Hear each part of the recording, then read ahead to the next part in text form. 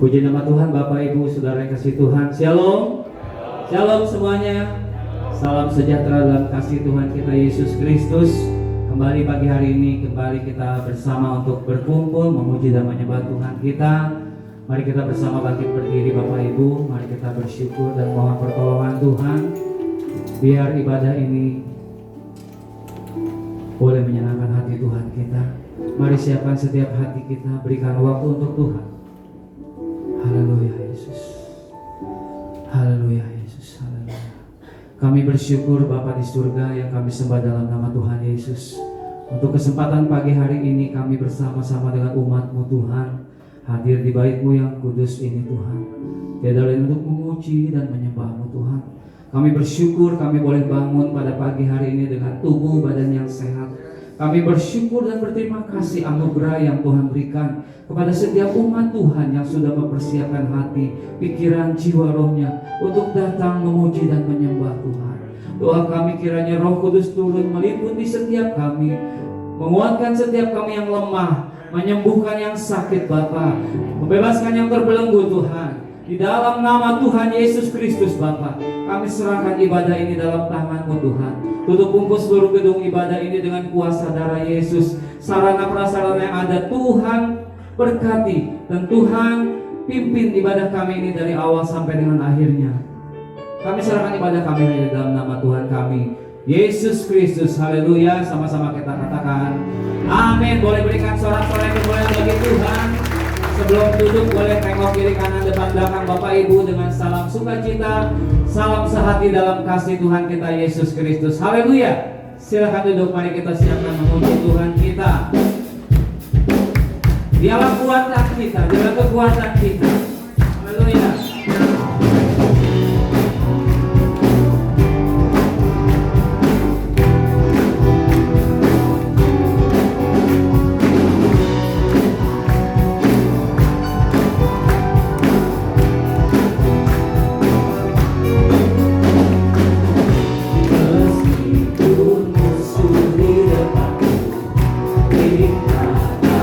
Menghadap langkahmu, kau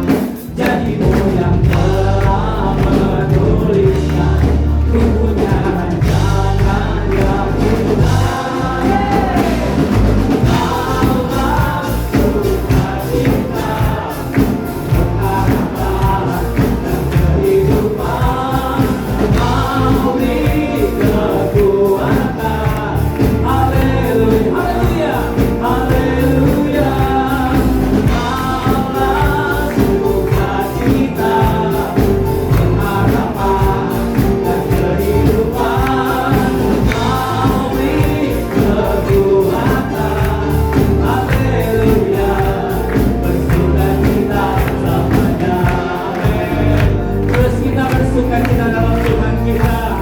Karena Dia ada di dalam kita. Amin. Terus kita bertepuk tangan bersama-sama dengan sukacita.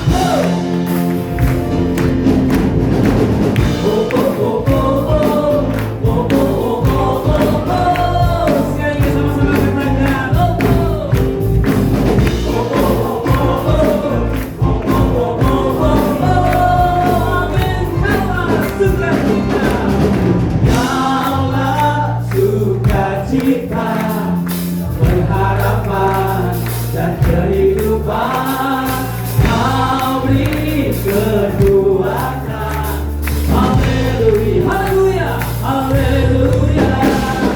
Kaulah sukacita, pengharapan dan kehidupan Kau beri kekuatan. Haleluya, jemaatnya katakan, Kaulah sukacita.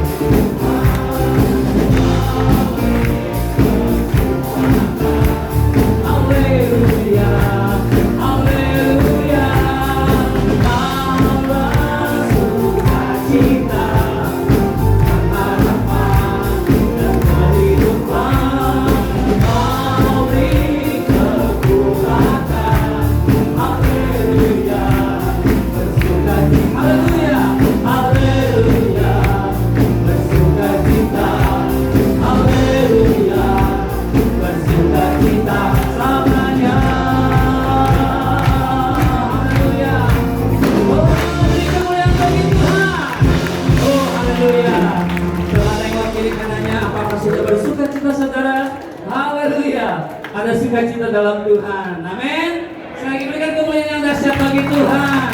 Kita mau bakti bersama dengan Tuhan kita. Amin. Yuk, depan belakang kiri kanan bertepuk tangan sukacita. Haleluya.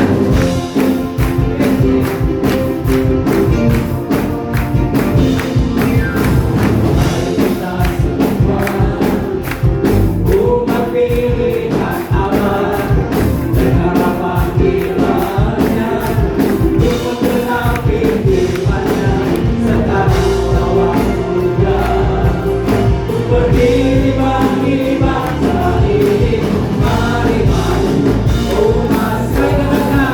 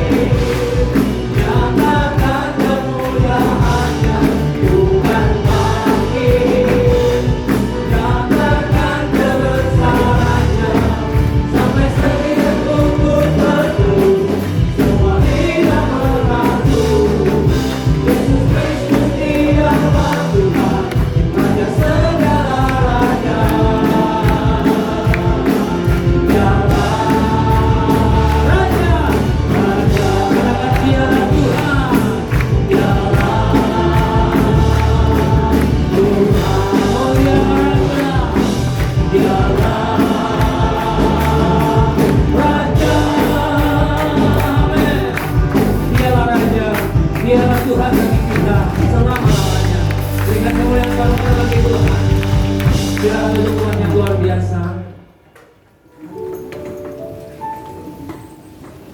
Tuhanlah yang selalu menolong setiap kita. Musim boleh selalu berganti, tapi kasih Tuhan tetap abadi dalam hidup kita. Tuhan jamah setiap saudara kami yang sakit, Tuhan. Oh, yang lemah, kami percaya Tuhan yang beri kekuatan. Biarlah melalui pujian ini Tuhan banyak jiwa dikuatkan. Terima kasih Yesus. Tidak pernah Engkau meninggalkan kami Tuhan.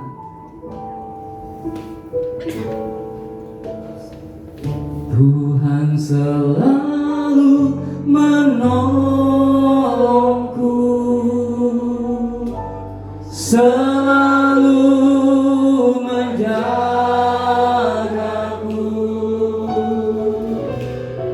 sehelai di rambutku akan terjatuh tanpa seizinmu. Tuhan selalu menolongku, selalu menjagaku.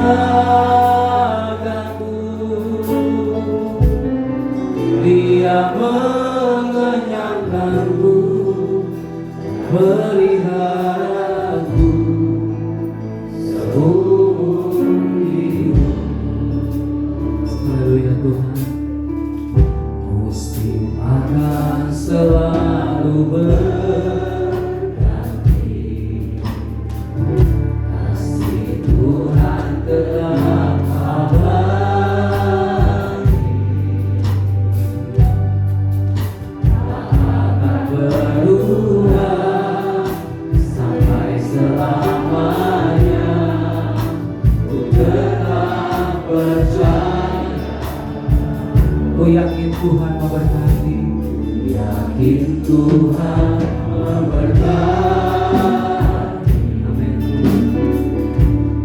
Yakin Tuhan melindungi,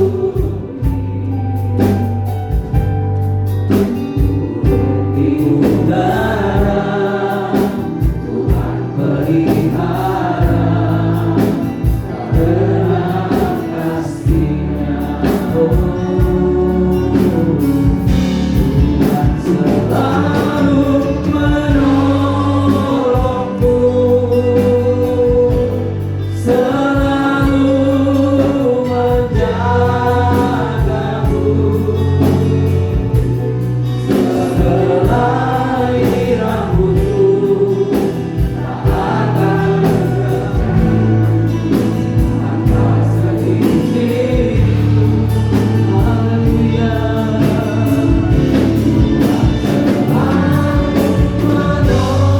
Menolongku,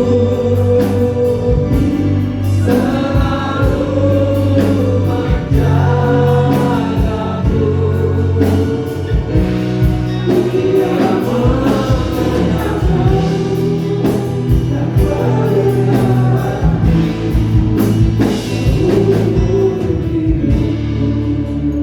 Saya rindu jemaat saja katakan pujian bagi Tuhan dengan sungguh hati. Musim selalu, musim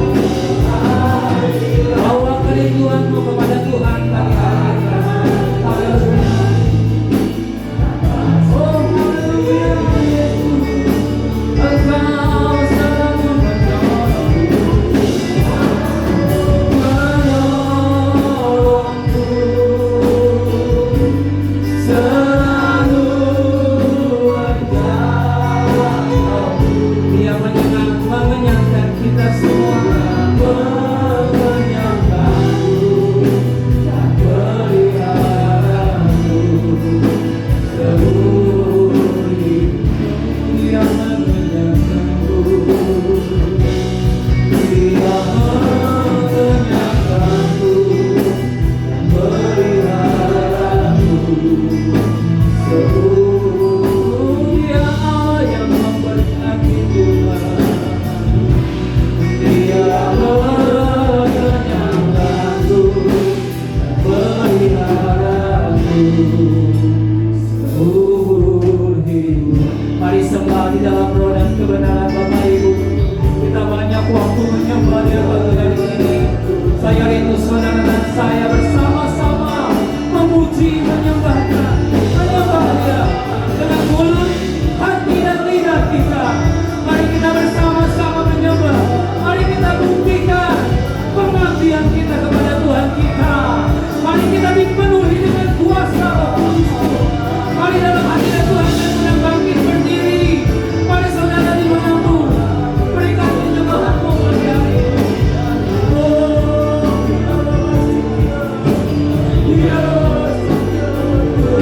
Ini kami umatmu Tuhan. Kami tahu Engkau menolong kami. Engkau menyembuhkan yang sakit, membebaskan yang terbelenggu Tuhan, menguatkan yang lemah. Pujian ini menguatkan setiap kami Tuhan. Kalau umat manusia memerlukan Engkau Yesus, Dia masih Dia. Mari saudara terus menyembah Dia. Buka suaramu hatimu Tuhan. Bebaskan rohmu menyembah Dia pagi hari ini. Oh, haleluya, haleluya. Dia masih Dia. Terus menyembah, rasakan hadirat Tuhan. Menjamah setiap hati yang rindu. Hati yang rindu dijamah. Dia masih Dia. Oh Yesus, Engkau ada di sini. Engkau yang menyangga umatmu, menyangga dengan pemeliharaanmu yang sempurna Tuhan. Inna masih Dia Tuhan. Terima kasih Tuhan, terima kasih Kau baik, Engkau baik Yesus.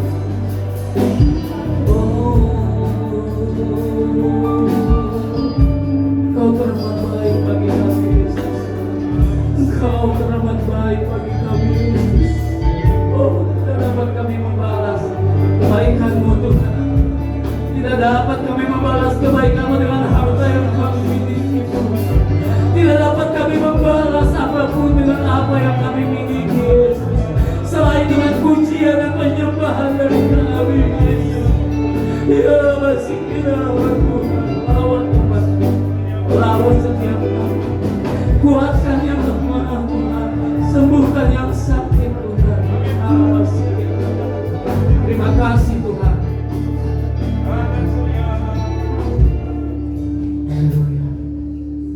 Tuhan selalu menolongku, selalu menjagaku.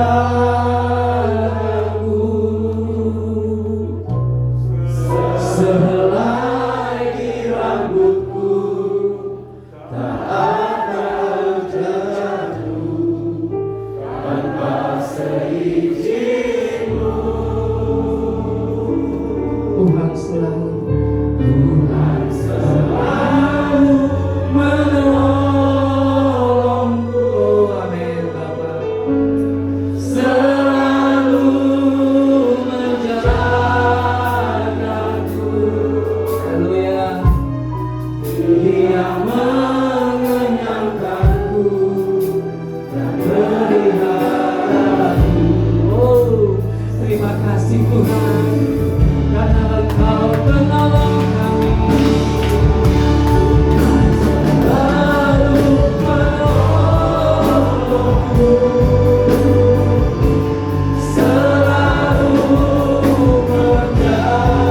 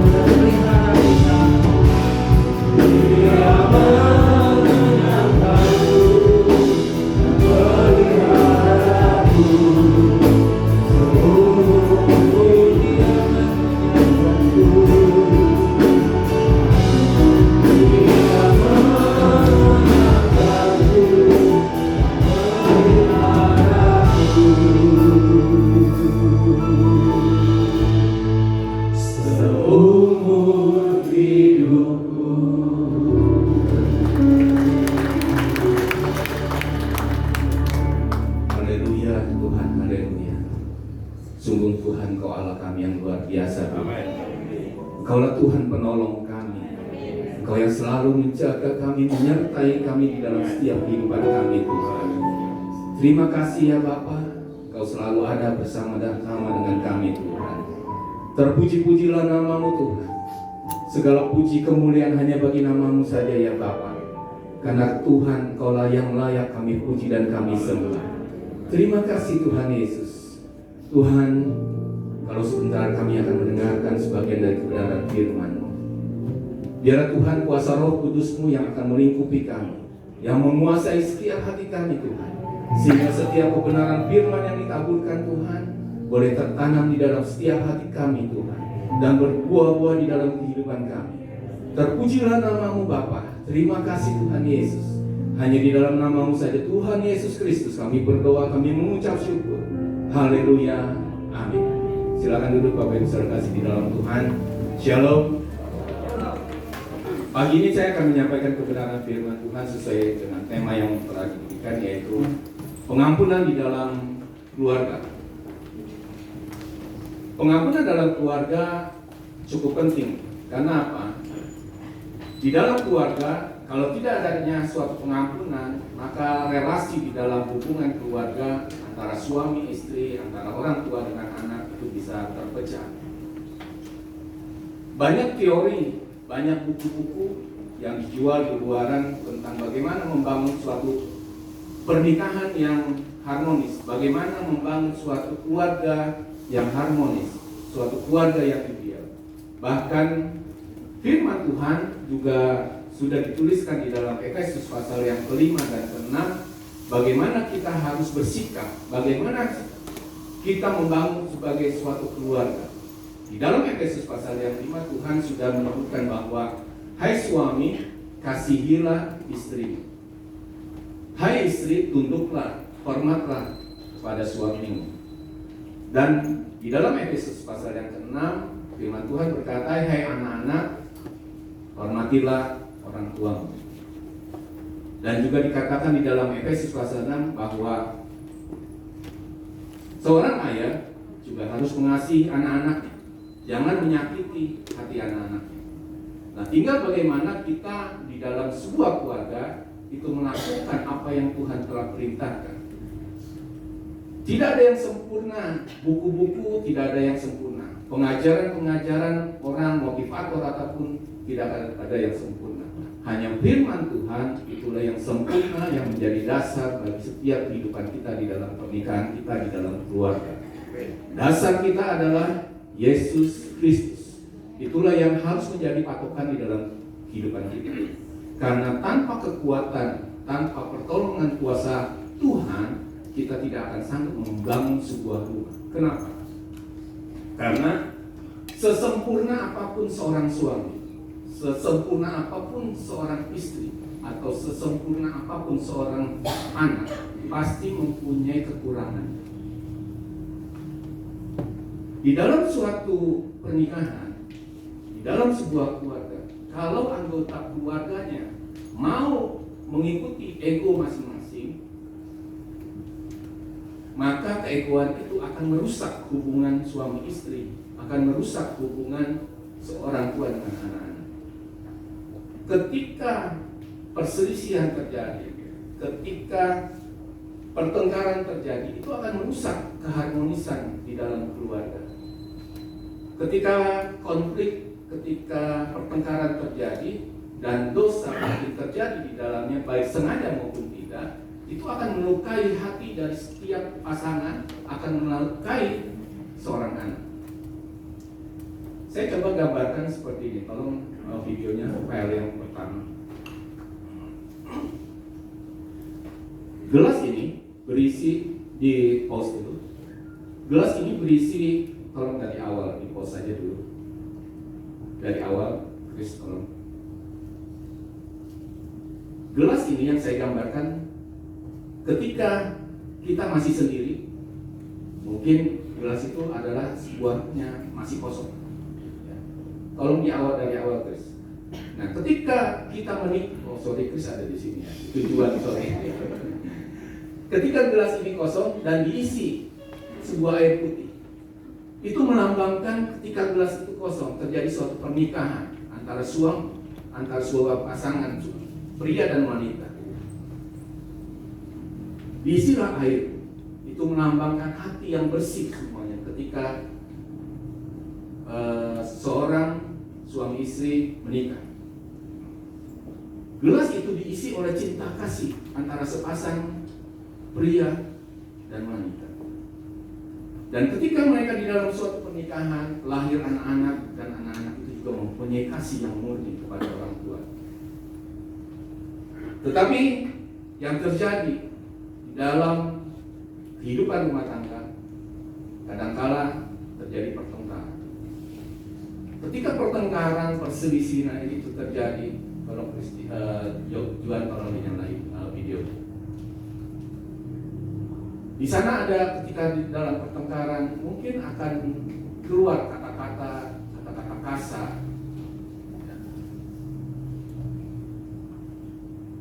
Mungkin juga ada keluar di jalanin aja videonya. Ya, di sana ada kata-kata kasar, lalu di sana juga ada anak yang melawan orang tua, ada kegerangan di sana, ada fitnah. Juga ada kebohongan, mungkin juga terjadi perselingkuhan di sana. Nah, semuanya itu akan menimbulkan suatu kepahitan di dalam hati.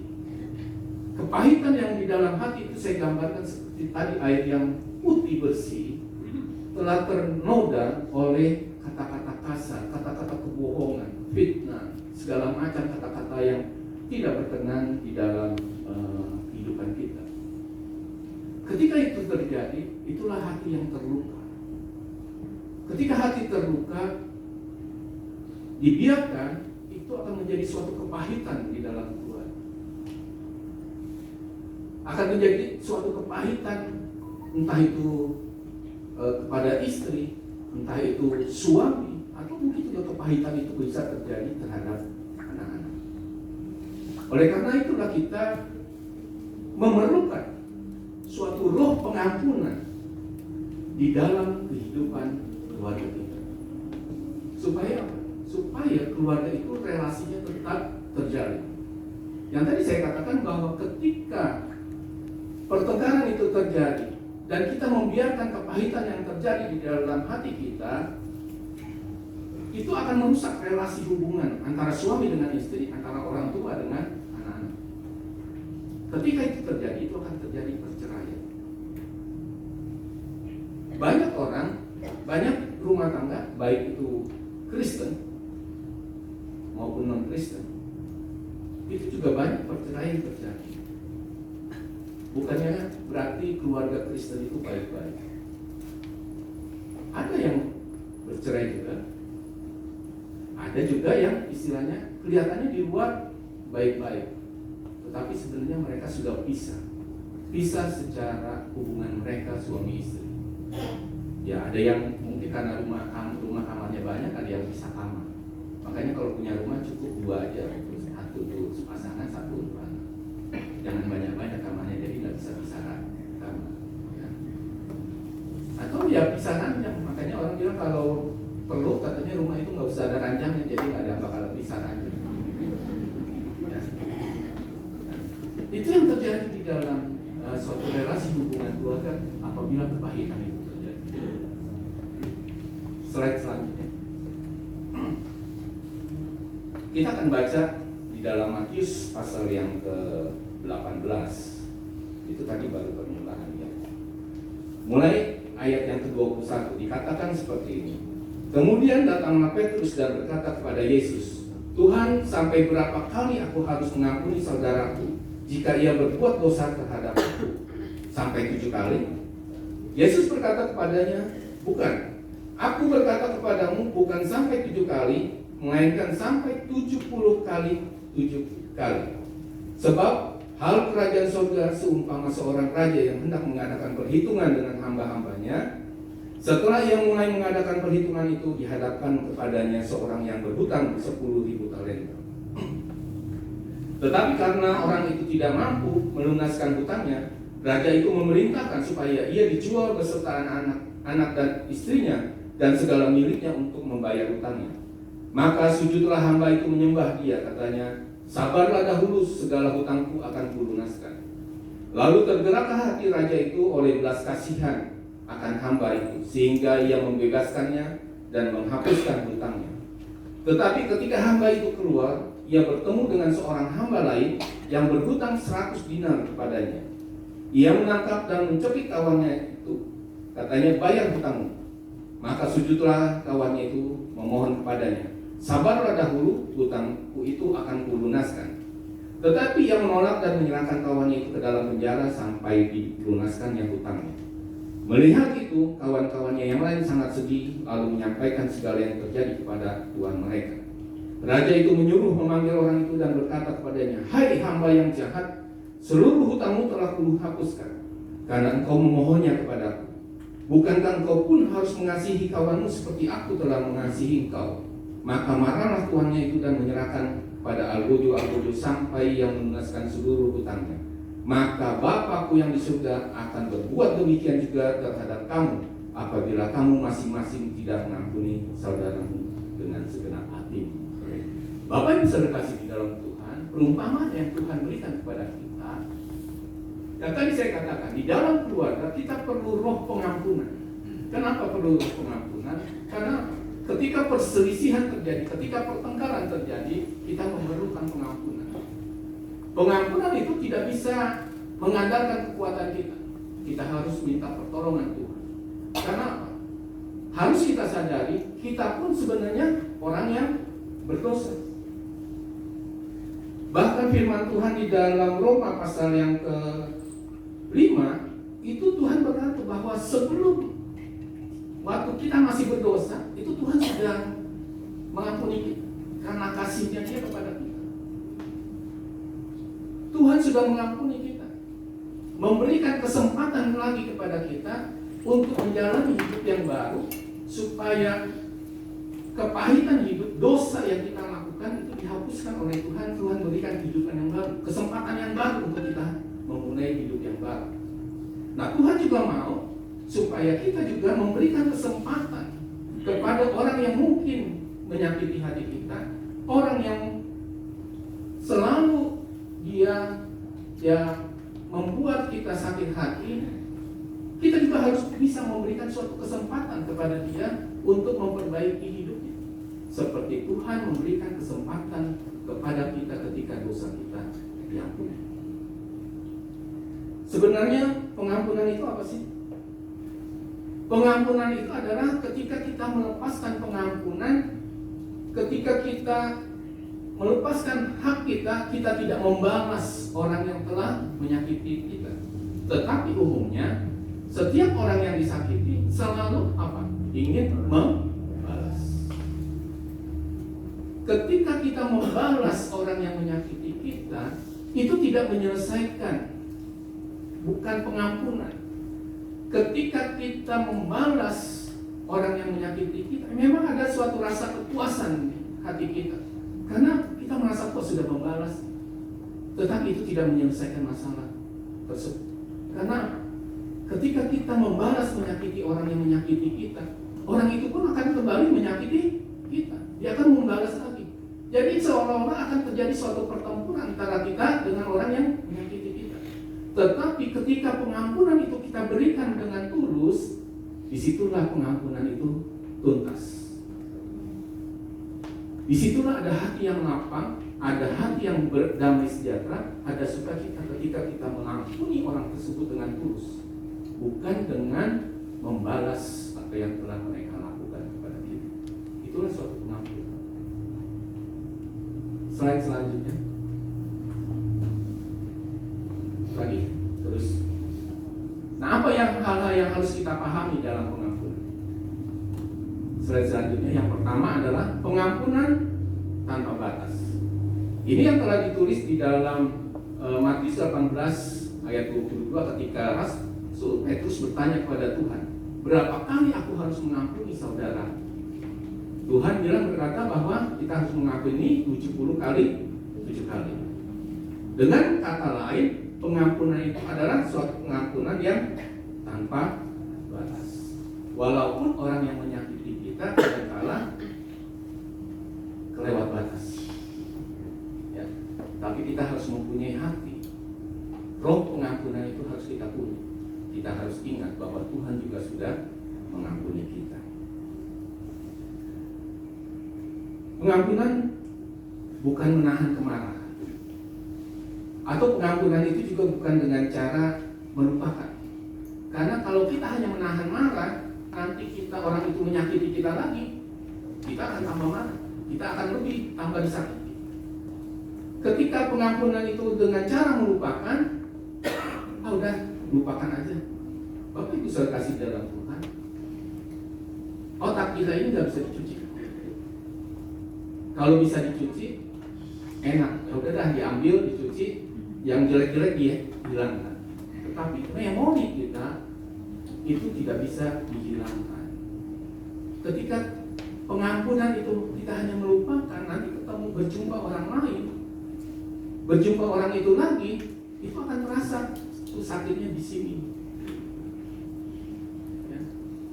Apalagi kalau yang menyakiti kita ada di dalam gereja, udah gue nggak mau ke gereja lagi.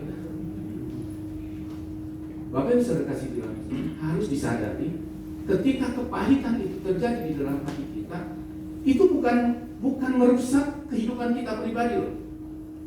Itu akan merusak kehidupan orang di sekeliling kita.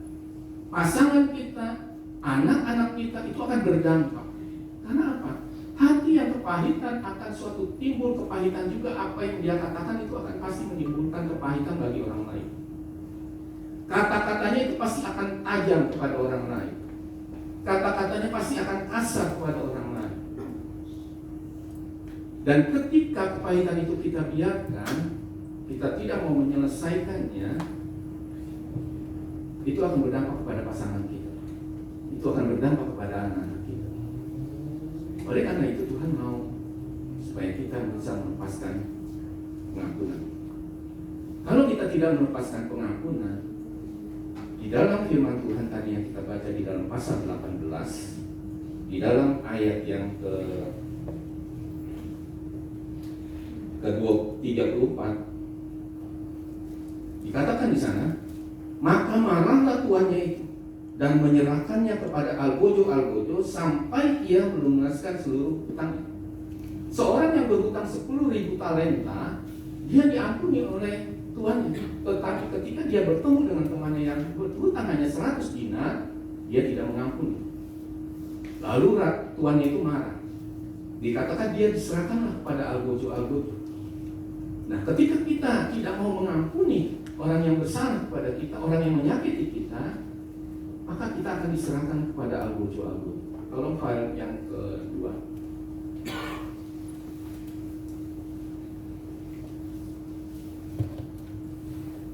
Apa yang terjadi? Seperti ini loh. Saya menggambarkannya, ketika seorang yang tersakiti itu seperti dia diikat oleh suatu tali yang begitu kejam, yang akan menyesakkan hidup, yang akan menyesakkan hati. Seorang yang tersakiti itu akan merasa kepahitan yang begitu luar biasa, sehingga dia akan merasa sesak di dalam kehidupan. Dia akan merasakan kesesakan di dalam kehidupan. Bukan sesak nafas, tapi dia akan merasakan suatu beban yang berat. Mungkin dia bisa stres di dalam kehidupannya. Ketika pengampunan itu tidak kita berikan, maka firman Tuhan berkata dia akan diserahkan kepada algojo. Nah, algojo itu akan mengikat kita dengan apa? Yang pertama, dia akan diikat dengan kutuk sakit penyakit. Dan yang kedua, dia akan diikat dengan kegagalan. Dinyalain. Dan yang ketiga, dia akan diikat dengan kemiskinan. Bapak Ibu saudara kasih di dalam Tuhan, harus kita sadari ketika kita tidak mengikhlaskan pengampunan, kutuk sakit penyakit itu bisa terjadi di dalam kehidupan kita. Saya bukan bilang nakut-nakutin tidak. Kita lihat sekarang secara logika lah ya nih, ketika orang tersakiti, hatinya kan sakit ya. Dia mikirin bagaimana cara membalas orang tersebut. Bagaimana supaya dia menyakiti lebih sakit kalau bisa kepada orang yang menyakitinya. Ketika dia berpikir itu, mungkin makan juga nggak bisa tidur. Tidur tidak bisa makan, ya kan? Jadi ketika dia mikirin terus, makan pun tidak enak, tidur pun juga tidak enak.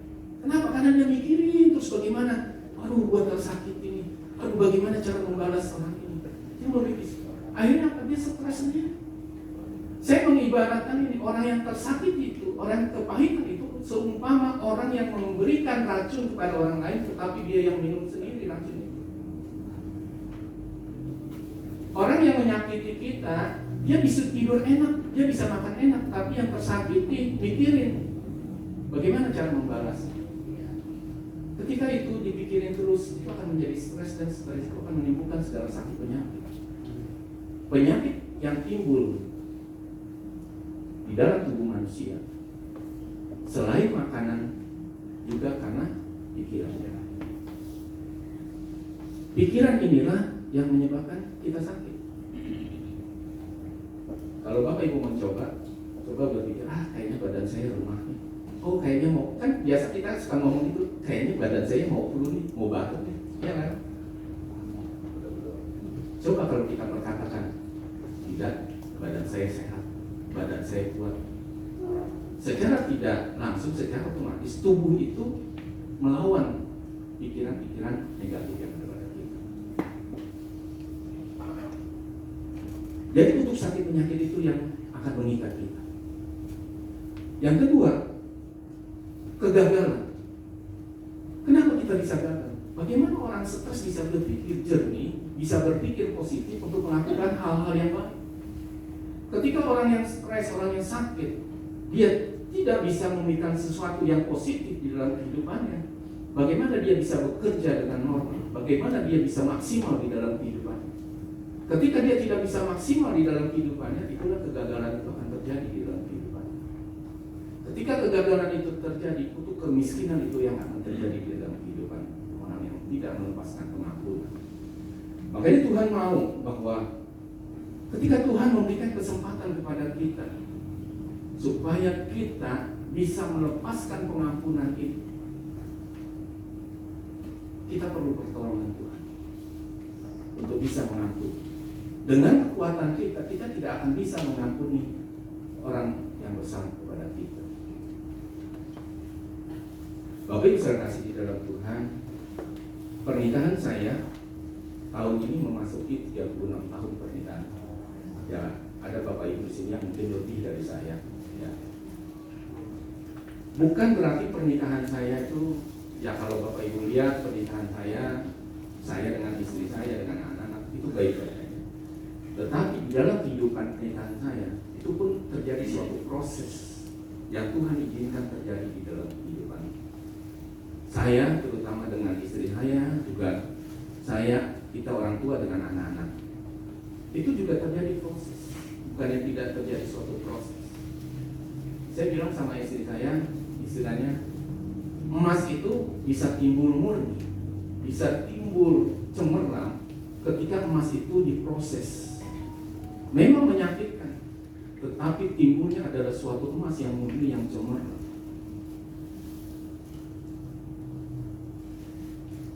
Saya bersyukur punya istri yang luar biasa. Saya bilang, dia luar biasa sabar. Kadang-kadang ketika perselisihan itu terjadi, orang mempunyai dua karakter. Dia mempunyai karakter yang saya umpamakan adalah suatu peledak yang mempunyai sumbu yang panjang. Tetapi ada juga orang yang mempunyai karakter sumbunya pendek. Ketika punya sumbu pendek, ketika dia sudah terkena pertentangan, itu langsung meledak. Tetapi orang yang punya sumbu panjang, dia akan mempunyai suatu kesabaran yang sangat panjang. Tetapi pada suatu titik, dia akan mengalami meledak.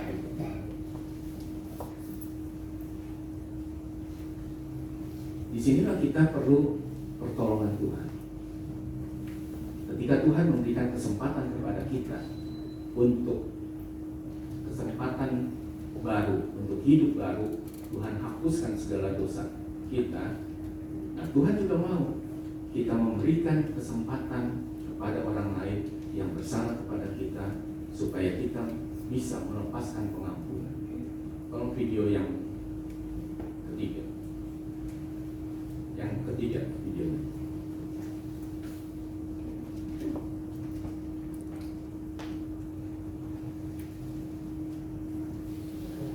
Nah, ini yang tadi yang saya gambarkan, bahwa hati yang bersih, tadinya bersih, lalu saya taruhkan betadin, itu menjadi keruh warnanya, seperti keruhnya hati yang tersakiti. Tetapi ketika kita minta pertolongan Tuhan, kasih Tuhan itu mengalir di dalam kehidupan kita. Di dalam Kolose pasal 3 ayat 14 dikatakan, dan di atasnya semua kenakanlah kasih sebagai pengikat yang mempersatukan dan menyempurnakan. Ketika kasih Tuhan itu mengalir dalam kehidupan kita, maka Tuhan memberikan suatu kekuatan, kemampuan bagi kita untuk bisa kita mengampuni kepada orang yang menyakiti hati kita. Tolong dijalankan video. Nah, ketika kasih yang dari Tuhan itu kita alirkan kepada hati yang terluka, kepada hati yang kepahitan, kepada hati yang mungkin marah, kepada hati yang kesal, dan kasih itu terus mengalir di dalam kehidupan kita, kasih itu Tuhan yang berikan dan kita alirkan lagi sebagai roh pengampunan, maka hati itu akan menjadi bersih, dan hati itu akan menjadi lapang, hati itu akan penuh dengan sukacita, hati itu penuh dengan damai sejahtera. Itulah kita perlunya suatu roh pengampunan, supaya bisa kasih itu mengalir yang membersihkan hati yang penuh kepahitan itu. Kita memerlukan pertolongan Tuhan. Tanpa pertolongan Tuhan, kita tidak akan mampu untuk mengampuni orang yang bersalah kepada kita. Hanya kasih Tuhan yang memampukan kita. Slide yang ketiga, kita harus sadar yang tadi saya katakan, bahwa Tuhan lebih dulu mengampuni kita. Oleh karena itu, kita pun harus bisa mengampuni. Ketika kasih Tuhan itu mengalir dalam hidup kita, yang membersihkan hati ini, kasih itu akan menimbulkan suatu belas kasihan, seperti Tuhan kepada kita. Di dalam Matius pasal yang ke-18 mulai ayat ke-24 dikatakan seperti ini. Setelah ia mengadakan perhitungan itu, dihadapkanlah kepadanya seorang yang berhutang 10.000 talenta. Tetapi karena orang itu tidak mampu melunaskan hutangnya, raja itu memerintahkan supaya dijual beserta anak istrinya dan segala miliknya untuk membayar hutangnya. Maka sujudlah hamba itu menyembah dia, katanya, sabarlah dahulu, segala hutangku akan kulunaskan. Lalu tergeraklah hati raja itu oleh belas kasihan akan hamba itu. Bapak Ibu saya kasih di dalam Tuhan, ketika kita datang kepada Tuhan, ketika kita meminta pertolongan Tuhan, maka Tuhan memberikan kasihnya itu mengalir di dalam kehidupan kita, dan itu mengundang belas kasihan Tuhan kepada kita. Sehingga dengan belas kasihan itu Tuhan mengampuni kita. Nah, begitu juga Tuhan mau supaya kita melakukan hal yang sama yang Tuhan lakukan di dalam kehidupan kita, kita lakukan juga kepada orang yang bersalah kepada kita. Ketika kasih Tuhan itu mengalir di dalam kehidupan kita, kita pun harus mengalirkan kasih itu kepada orang lain. Kasih yang kita alirkan itu timbul karena apa? Karena belas kasihan kita kepada orang tersebut.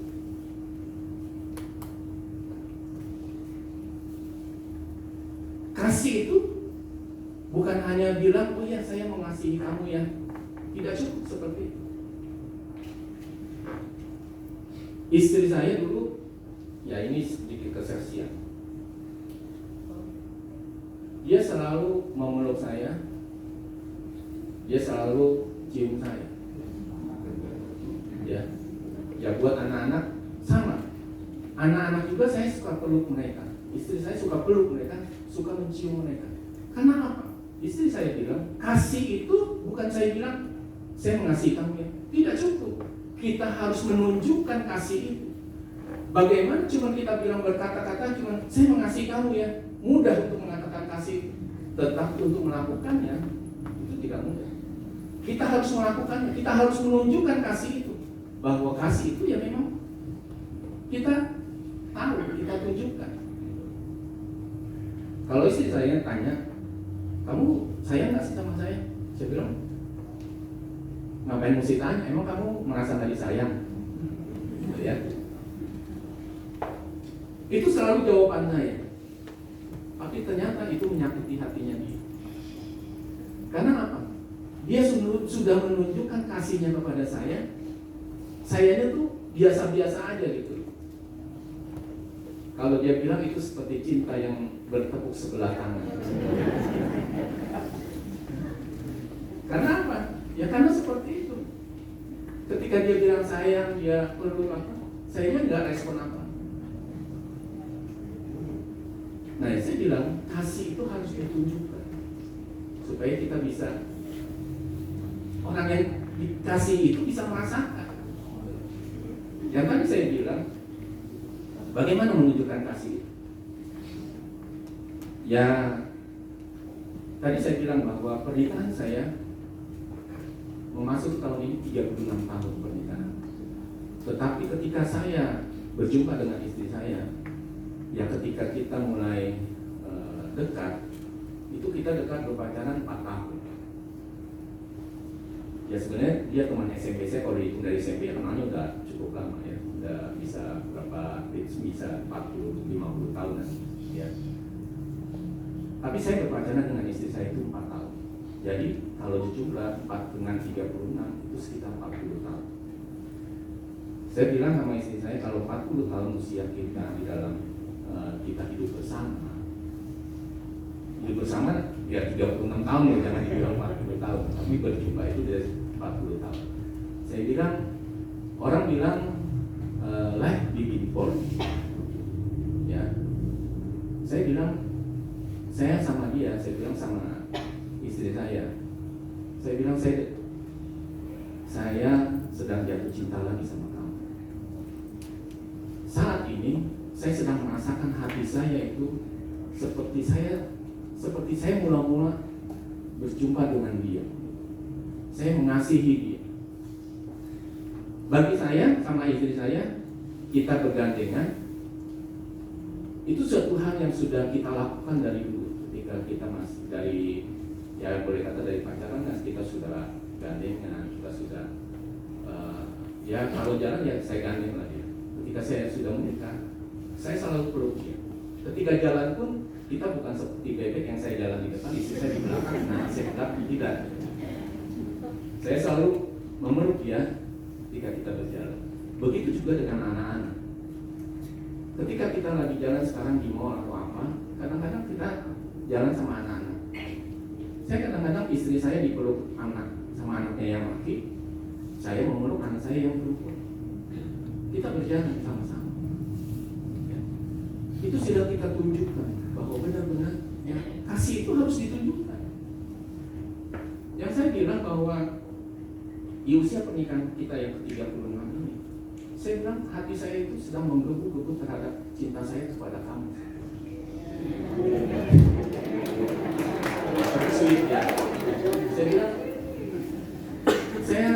saya merasa untuk bagaimana supaya saya menumbuhkan rasa sayang itu, rasa kasih itu untuk saya tunjukkan. Bahwa kasih itu tidak bisa yang tadi saya bilang cuma kasih doang, tetapi harus kita tunjukkan bahwa kasih itu ya benar-benar. Nggak bisa cuma biasa-biasa saja. Mungkin juga ya Tuhan turut bekerja dalam segala sesuatunya yang saya bilang. Ketika saya mempersiapkan firman Tuhan ini, sebenarnya kan PowerPoint-nya sudah dikasih semuanya. Ya saya tinggal menyampaikan. Tetapi Tuhan memberikan sesuatu kepada saya. Bagaimana pengampunan itu? Saya banyak melukai hati istri saya. Dan itulah yang saya bilang, saya bersyukur mempunyai istri, dia itu luar biasa. Dia luar biasa, dia luar biasa sabarnya, dia luar biasa sayangnya, dia luar biasa cintanya sama saya. Nah, bagaimana saya harus bisa menunjukkan lagi kasih saya kepada dia? Ya itulah yang saya bilang, di dalam usia pernikahan saya yang ke-36 ini, Tuhan kasih sesuatu kepada saya. Tuhan menimbulkan rasa sayang itu lagi kepada istri saya. Ini benar, saya bilang ini tulus yang saya katakan, ya ini di depan jemaat, bahwa apa yang saya bicarakan itu ya memang benar. Ya.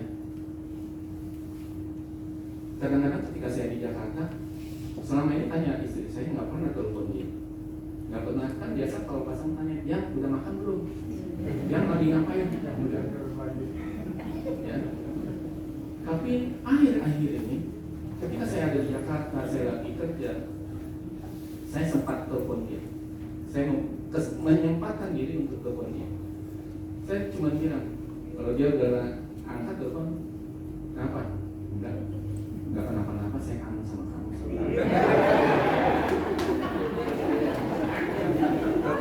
Setiap saya telepon, itu yang saya lakukan.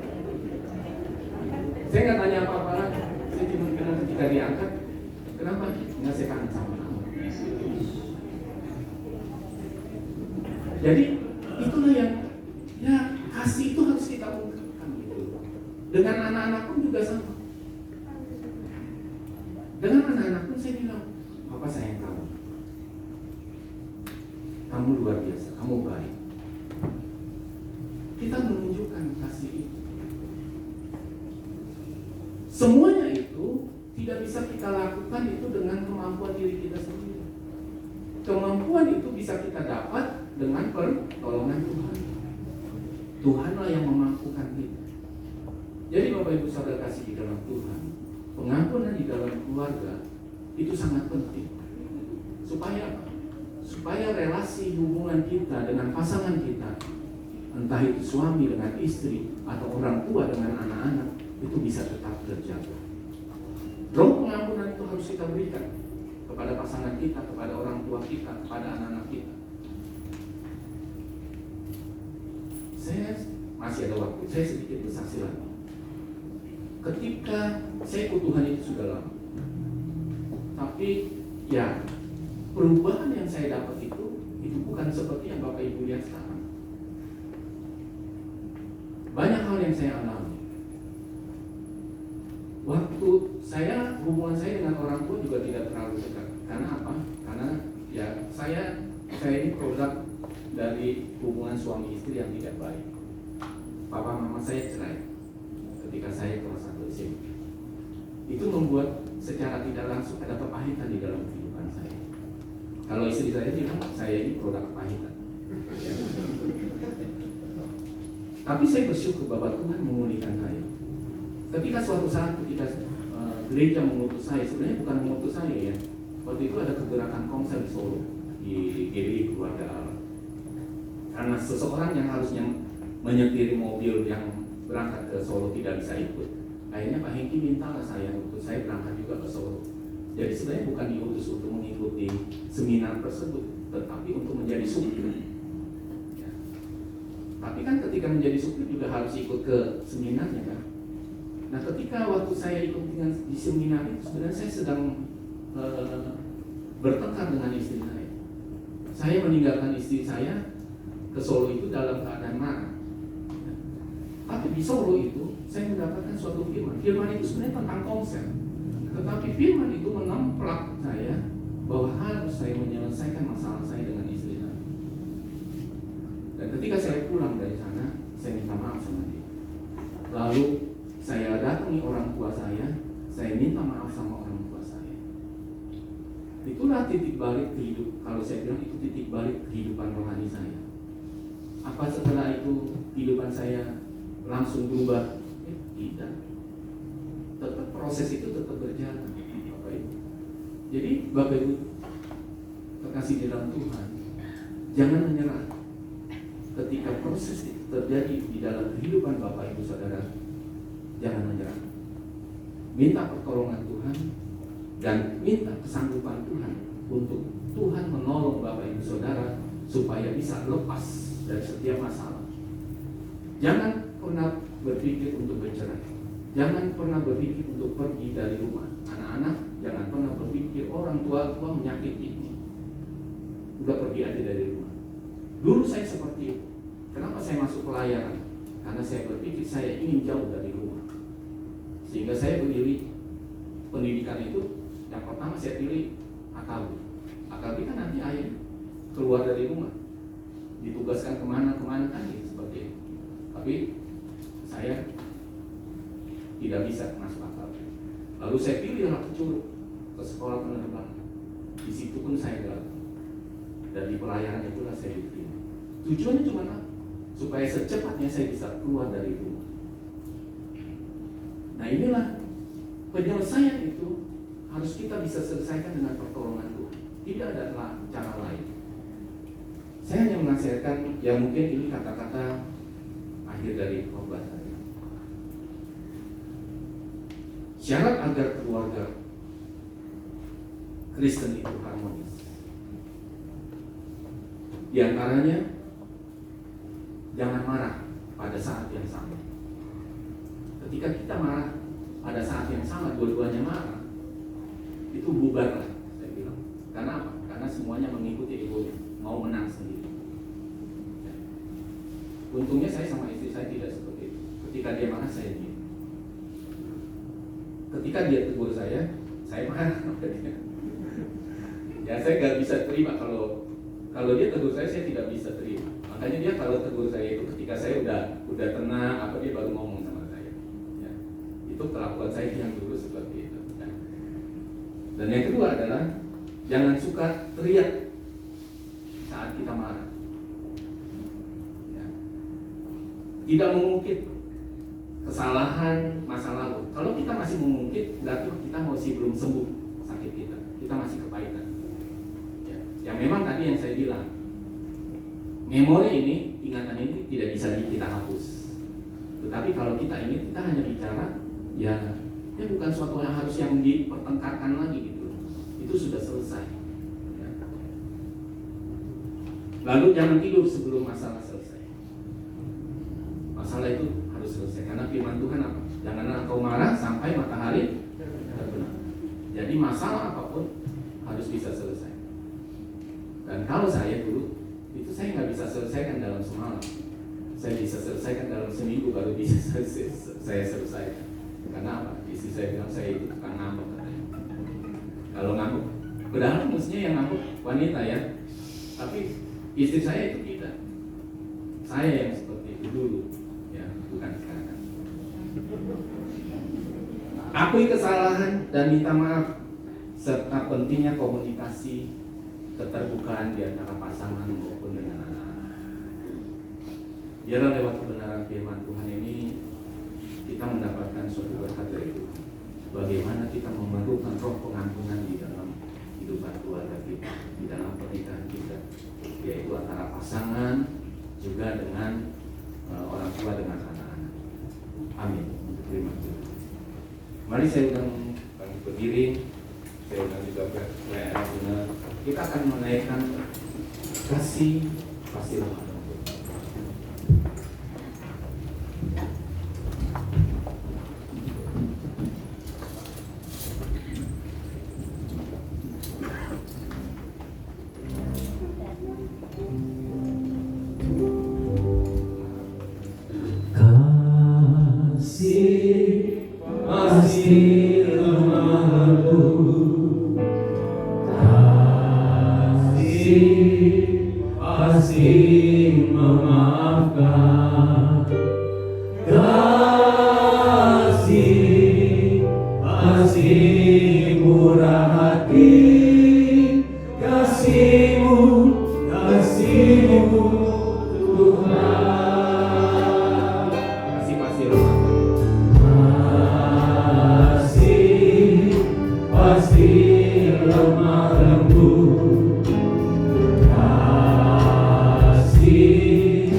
pasti memaafkan.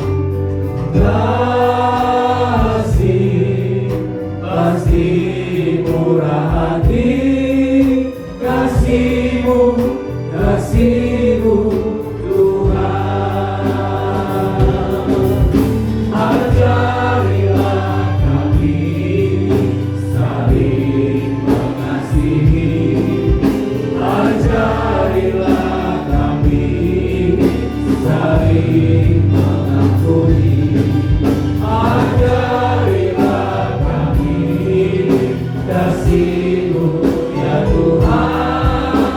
Kasih-Mu tulus tiada batasnya. Ajarilah kami saling mengasihi. Ajarilah kami saling mengasihi. Ajarilah kami kasih-Mu ya Tuhan. Kasih-Mu tulus tiada batasnya. Kasih-Mu tulus tiada batasnya. Haleluya, haleluya. Mari Bapak Ibu saudara kasih dalam Tuhan.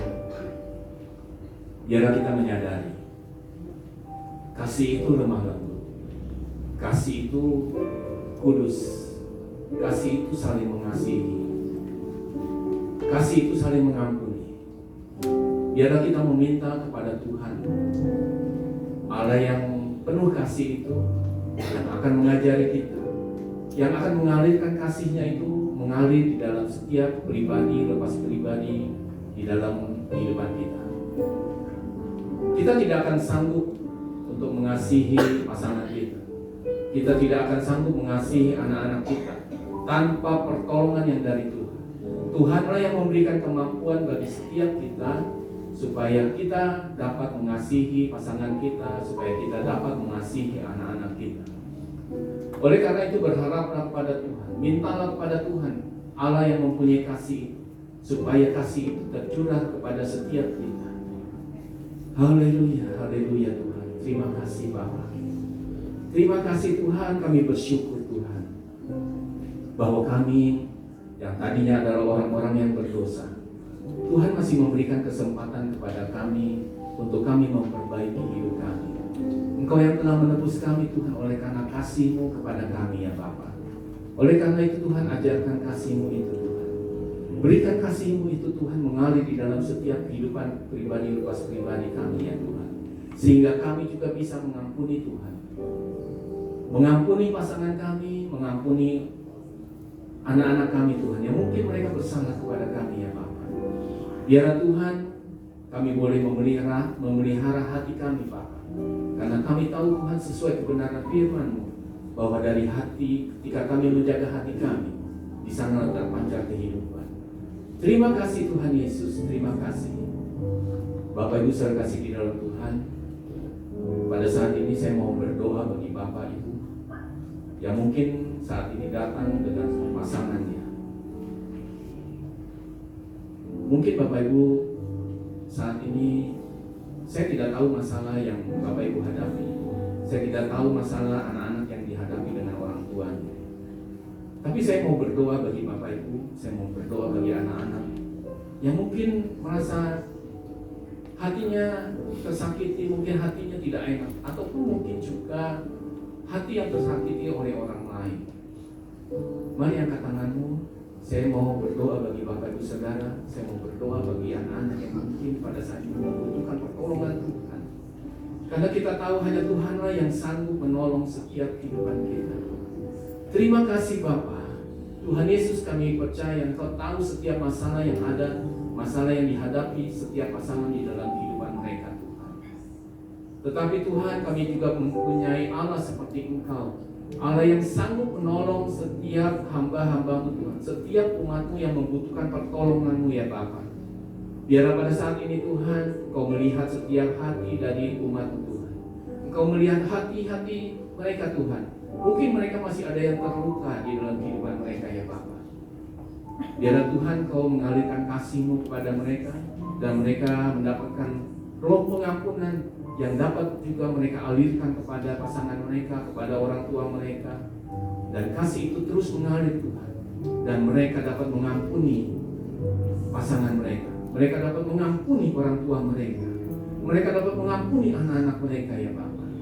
Terima kasih Tuhan Yesus, Kau yang berikan kekuatan bagi mereka Tuhan, yang memberikan kesanggupan kepada setiap umat-Mu Tuhan, yang meminta pertolongan kepada Engkau. Mereka mampu untuk melepaskan pengampunan itu.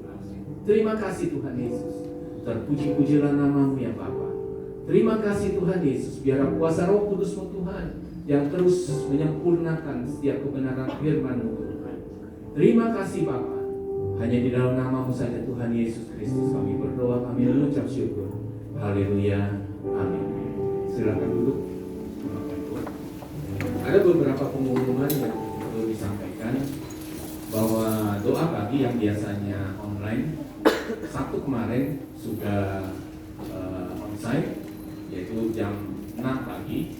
Jadi doa pagi bisa diikuti secara onsite di gereja jam 6 pagi maupun secara online. Minggu depan atau beberapa minggu ke depan, anak-anak yang bersekolah sudah memasuki masa liburan sekolah mereka. Nah, gereja mengadakan sekolah Injil liburan di gereja yang akan dilaksanakan mulai tanggal 9 Juli 2002 jam 8 sampai jam 3 sore. Bagi Bapak Ibu yang mau anak-anaknya supaya mengikuti sekolah Injil liburan ini, dapat mendaftarkan dirinya kepada Kaida atau kepada kepada Kasri atau ke Kak Natali ya. Pendaftaran mulai tanggal 22 sampai 26 Juni.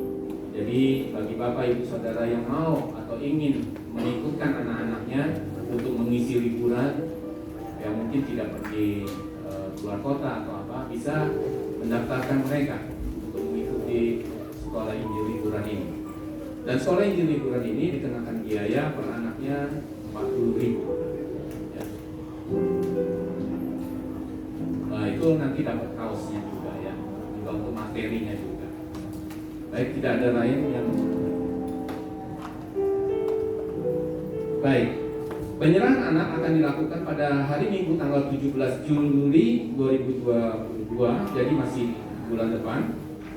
Prabaptisan akan dilaksanakan pada Minggu tanggal 24 dan 31 Juli.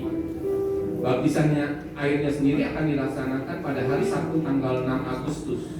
Jadi Bapak Ibu mungkin ada anak-anak atau Bapak Ibu yang mau dibaptis secara selam, bisa mendaftarkan diri ke sekretariat. Ya. Saya rasa tidak ada yang lain. Mari saya undang semua Bapak berdiri. Kita akan mengakhiri ibadah kita pada siang hari ini. Kita akan menonton dia sebab Kau besar. Sebab Kau besar, perbuatan-Mu ajaib, tiada seperti Engkau, tiada seperti Engkau. Sebab Kau besar, perbuatan-Mu ajaib, tiada seperti Engkau, tiada seperti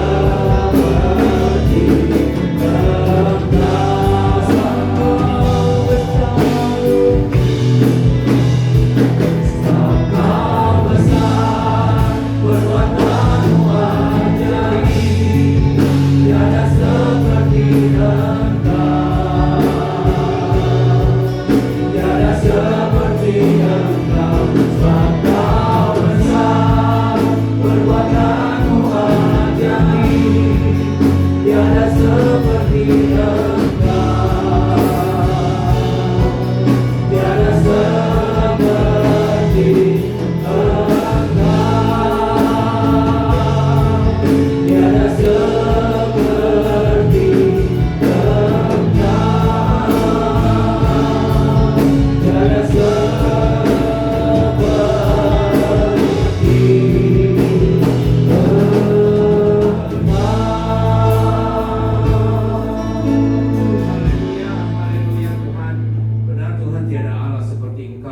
Kau Allah kami yang luar biasa Tuhan, Kau Allah kami yang besar ya Bapa.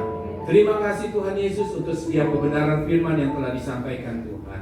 Kami bersyukur kami memiliki Allah seperti-Mu Tuhan. Kami bersyukur Tuhan Yesus bahwa Engkau Tuhan Allah yang mengasihi kami, yang mengalirkan kasih itu kepada setiap kami Tuhan, sehingga Tuhan memberikan kesempatan kepada kami untuk hidup benar di dalam kebenaran firman-Mu Tuhan, dan kami boleh menerima pengampunan dari Engkau Tuhan. Oleh karena itu Tuhan, kami mohon kepada Tuhan memberikan kasih itu Tuhan. Engkau yang mengajarkan kasih itu kepada setiap kami Tuhan, supaya kami juga memiliki roh pengampunan yang bisa Tuhan, kami juga mengampuni orang lain yang bersalah kepada kami ya Bapa. Terpuji-pujilah nama-Mu Tuhan Yesus. Biarlah kuasa Roh Kudus pun Tuhan yang akan menyempurnakan setiap kebenaran firman yang telah disampaikan Tuhan, sehingga firman yang disampaikan Tuhan boleh tertanam di dalam setiap hati yang subur ya Bapa, dan berbuah-buah di dalam setiap kehidupan pribadi lepas pribadi Tuhan. Terpujilah nama-Mu Bapa. Terima kasih Tuhan Yesus. Kami berdoa Tuhan untuk Pak Hengki sebagai gembala Tuhan. Biarlah Tuhan berikan hikmat marifat-Mu Tuhan. Tuhan berikan pengurapan atasnya ya Bapa. Tuhan berikan visi-visi-Mu Tuhan kepada Pak Hengki, sehingga dia boleh mengembalakan umat-Mu ya Bapa. Dia boleh mengembalakan umat-Mu dengan baik ya Tuhan. Memimpin umat-Mu Tuhan lebih lagi kepada Engkau ya Bapa. Terpujilah nama-Mu Tuhan. Kau berkati Pak Hengki Tuhan, kesehatannya Tuhan sempurnakan Tuhan. Tuhan berkati keluarganya ya Bapa. Terima kasih Tuhan Yesus. Kau juga memberkati Tuhan setiap hamba-hamba-Mu Tuhan yang telah ambil bagian di dalam pelayanan pada pagi hari ini. Biar berkat juga tercurah bagi mereka. Pengurapan-Mu juga Tuhan tercurah bagi setiap hamba-hamba-Mu yang telah melayani Engkau Tuhan. Mereka lebih lagi Tuhan di dalam melayani Engkau. Terpujilah nama-Mu Bapa. Terima kasih Tuhan Yesus. Kami berdoa bagi gereja-Mu Tuhan. Biar lewat gereja-Mu ini Tuhan, nama Engkau dimuliakan ya Bapa. Lewat gereja-Mu ini Tuhan, terpancar kasih-Mu Tuhan. Lewat gereja ini orang akan melihat bahwa dari tempat ini Tuhan ada kemuliaan-Mu ya Tuhan. Terima kasih Tuhan, Engkau yang memberkati Tuhan gereja-Mu, setiap program-program yang ada Tuhan pakai untuk pertumbuhan gereja ini Tuhan, untuk pertumbuhan jemaat-Mu ya Bapa. Terima kasih Tuhan Yesus. Terima kasih kami juga membawa setiap pemimpin dari gereja-Mu Tuhan, baik dari tingkat sinode maupun tingkat daerah ya Bapa. Biar Tuhan Kau taruh hati-Mu kepada setiap pemimpin-pemimpin gereja-Mu Tuhan, supaya mereka boleh menjadi terang di tengah-tengah dunia yang gelap ini ya Bapa. Mereka boleh menjadi saksi-Mu Tuhan dimanapun Tuhan menempatkan mereka ya Tuhan. Terima kasih Tuhan. Kami juga berdoa, kami memberkati bangsa dan negara kami Tuhan. Kami mohon belas kasihan-Mu bagi bangsa dan negara kami Bapa. Biar Tuhan mata-Mu tertuju bagi bangsa kami Tuhan. Kami rindu Tuhan kemuliaan Kau nyatakan bagi bangsa kami. Kami rindu Tuhan, kiranya Tuhan melawat bangsa kami Tuhan. Banyak orang-orang yang bertobat, mengenal Engkau sebagai Tuhan dan Juru Selamat. Mereka boleh menerima Engkau ya Tuhan sebagai Tuhan dan Juru Selamat mereka ya Bapa. Terima kasih Tuhan Yesus. Berkati bangsa dan negara kami Tuhan. Tuhan berkati perekonomian bangsa dan negara kami, sehingga ekonomi negara kami Tuhan boleh kembali pulih ya Bapa. Tuhan juga berikan keamanan yang kondusif bagi bangsa dan negara kami Tuhan. Kalau ada orang-orang yang ingin memberontak, orang-orang yang ingin mengacaukan negeri ini, yang ingin mengganti ruling di negeri kami Tuhan, kami ikat kuasanya, kami patahkan di dalam nama Tuhan Yesus Kristus. Biarlah keamanan yang kondusif Tuhan berikan bagi bangsa dan negara kami. Tuhan juga berikan hikmat-Mu bagi pemimpin bangsa kami, Presiden kami Pak Jokowi Tuhan. Biar Kau berikan hikmat-Mu supaya dia dapat menyelesaikan segala masalah problem yang ada di negeri kami Tuhan. Dia dapat bekerja sama Tuhan dengan staf-stafnya, dengan para menteri, dengan para gubernur, bupati, wali kota, semuanya Tuhan yang terlibat di dalam pemerintah ini.